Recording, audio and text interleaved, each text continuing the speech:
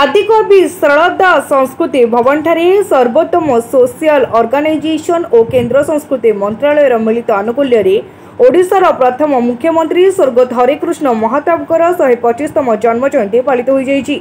एही कार्यक्रम रे अतिथि भावे पूर्वतन सांसद मंत्री तथा विशिष्ट कवि प्रसन्न पाठशाणी पारादीप पोर्टर पूर्वतन ट्रस्टी प्रताप मिश्र वरिष्ठ सांबादिक ज्ञानरंजन सामंतराय मनोज दास उपदेष्टा प्रदीप लेंका संपादिका सुश्री श्रावणी राय प्रमुख जोगदे स्वर्गत महताबकर स्मृतिचारण करने सहित ओडिशा प्रति तांकर अवदान संपर्क में आलोकले। हरेकृष्ण महताब होउचंती हमर आधुनिक युवपीढ़ी गोटे मार्गदर्शक।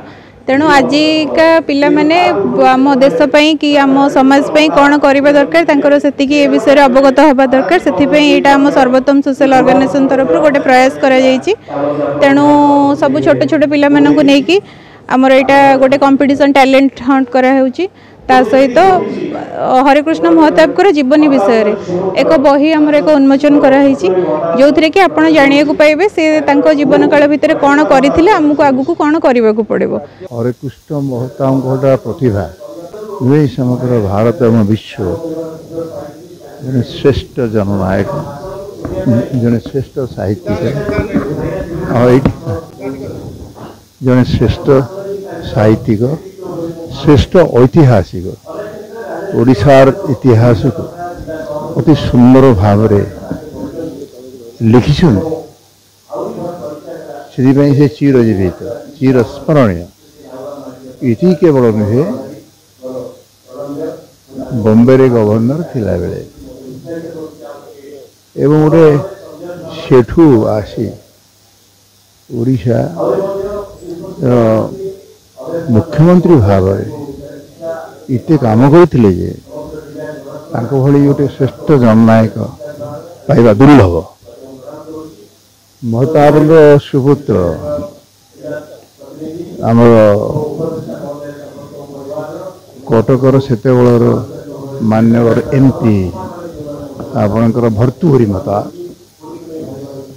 आम दुई जन जा उभय पार्लियामेंट रे काम करिथिलु। किंतु मोर गर्व है ओडिशा रु भर्तृहरि महताब डॉक्टर महताब को पुत्र सी समग्र भारत वर्ष रे एकमात्र ओडिया जी पार्लियामेंट रे प्रथम होते सी भली एक दुर्लभ प्रतिभा मध्य मिलवा दुर्लभ। आज आम गर्व करूँ डॉक्टर हरेकृष्ण महताब जहाँ अति भल पाते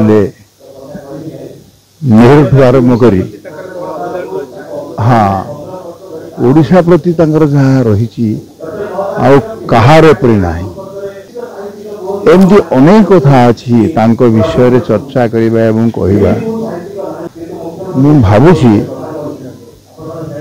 कौन से बड़ बड़ अद्वितीय नेता मैंने भल पाते से नेतृत्व नवार द्वितीय व्यक्ति देखा पाने। रीता साहू रिपोर्ट तीर्थक्षेत्र लाइव।